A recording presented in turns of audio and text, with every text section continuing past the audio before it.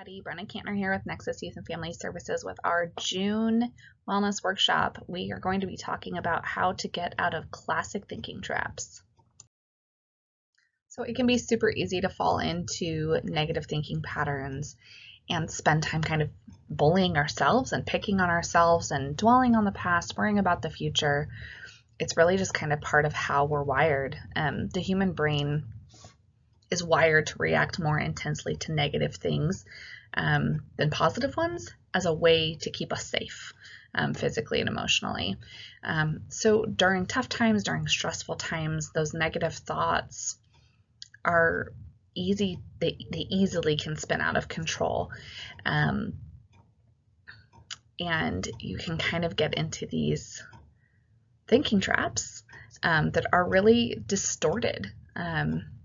So we call those cognitive distortions. So we're going to talk about different types of cognitive distortions, different types of thinking traps, and kind of how to combat them. And really, the biggest piece of it is just being aware and being able to recognize that you're doing it.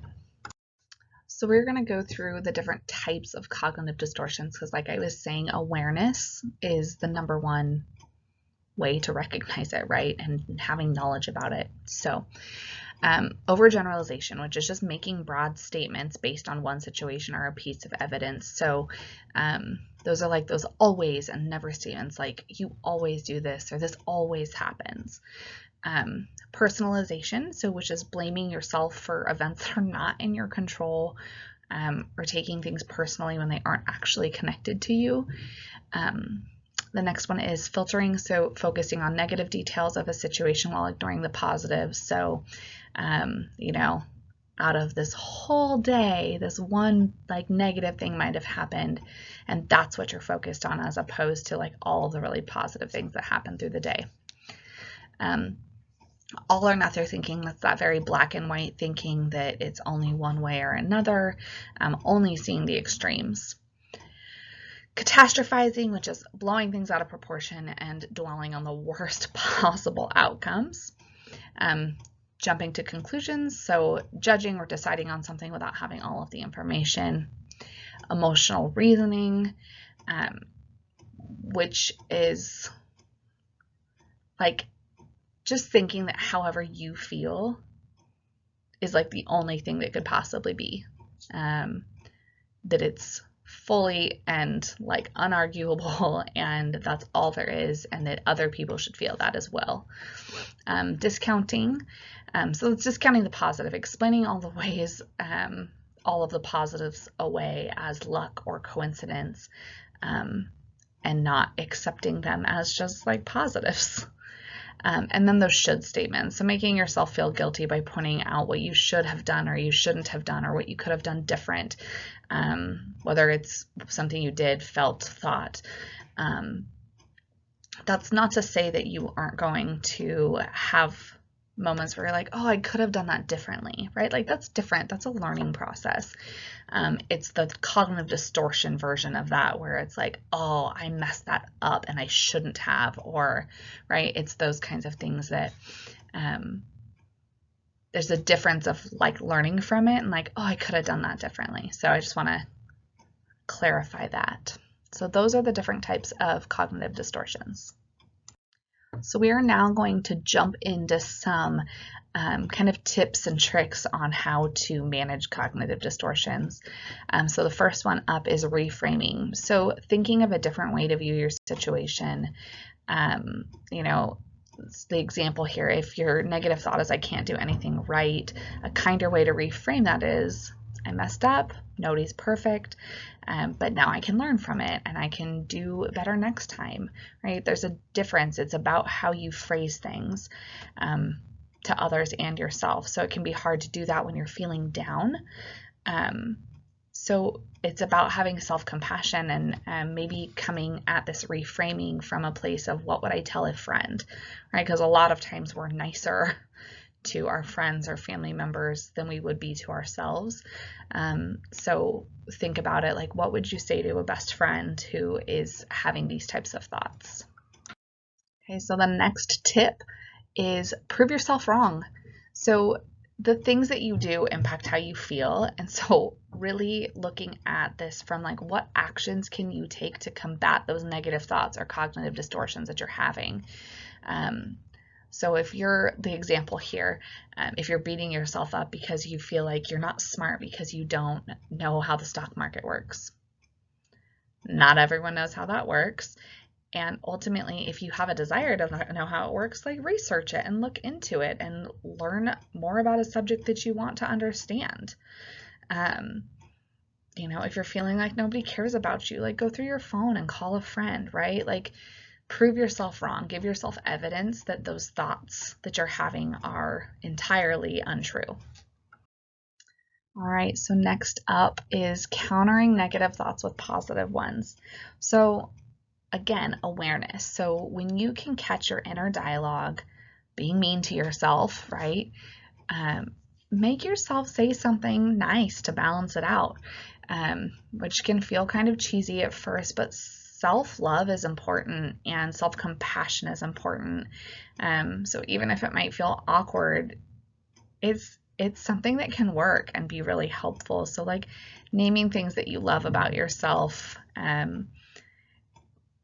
affirmations. There's lots of different apps. There's an app that I really like called I Am, and you can change the subjects of kind of like what areas you're needing support in. But it's a great app and it pops up on your phone. You can set it to how many times a day you want, when you want it to start. So I have mine going from like 9 a.m. to 9 p.m. And it pops up, I don't know, probably every hour and a half or so, with an affirmation. And it's a nice reminder for myself to just be like, oh yeah. And it kind of is something that's grounding for me. So even outside of cognitive distortions, positive affirmations can be super, super helpful. All right, our next tip is remembering that thoughts are not always facts. So your thoughts and your feelings are valid simply because you feel them, but that doesn't always mean that they are reality. Like you might feel ugly, but that doesn't mean that you are, right? Like oftentimes, which I've already said, we can be our own worst enemies, and how others view us is not always how we see ourselves, and how others view us is often in a much nicer light than how we see ourselves. So just remembering thoughts are not always facts. Okay, so we're going to get into some fast facts here. I think I have 3 of them. So the first one here is half of people who took a depression screening at mhascreening.org in 2020. This is a survey that is available that you can do currently. I have a link to it later. Anyway, half of the people who took the depression screen felt that they were a failure or had let down themselves or their families nearly every day. Super distorted thought. Our next fast fact, one study found that 85% of what we worry about never happens at all. And in the 15% of times where worries do come true, 79% of people handled the difficulty better than they expected or learned a valuable lesson from that experience. Next fast fact. Of people who took an anxiety screen at mhascreening.org in 2020, 64% felt afraid, as if something awful might happen at least half of the time or nearly every day. Here are a few resources for you. So a couple podcasts, Why Am I So Hard on Myself and Stopping Stupid Thoughts are both podcasts that are available. There's a webinar through Mental Health America called Strategies for Health Emotion Regulation During Uncertain Times.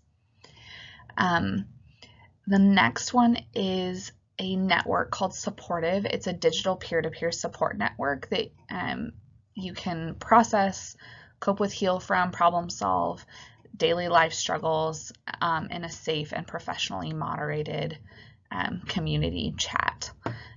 So it's an app that you can download. And then PositivePsychologyToday.com is a science-based online resource of courses, techniques, tools, tips to help put positive psychology into practice. So all of these things that we talked about today are strategies for positive psychology.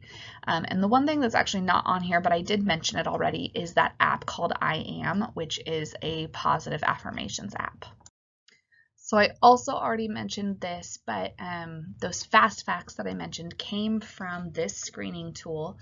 But Mental Health America has an online screening that's kind of one of the quickest and easiest ways to determine whether you're experiencing symptoms of a mental health condition. And then it offers you resources around it as well. So if you're interested in, right, like this is a piece to the puzzle, right? Like we learn about ourselves and things like that. But if you feel like you might be struggling and are not sure what to do, where to go, how to get resources, you can always reach out to Nexus. But this is a free screening tool that's anonymous, and you can use it as a tool to work on your mental health. So you can visit mhascreening.org to check your symptoms, free, confidential, and anonymous. It's pretty awesome. As always, thank you for listening. Please like, subscribe, and share.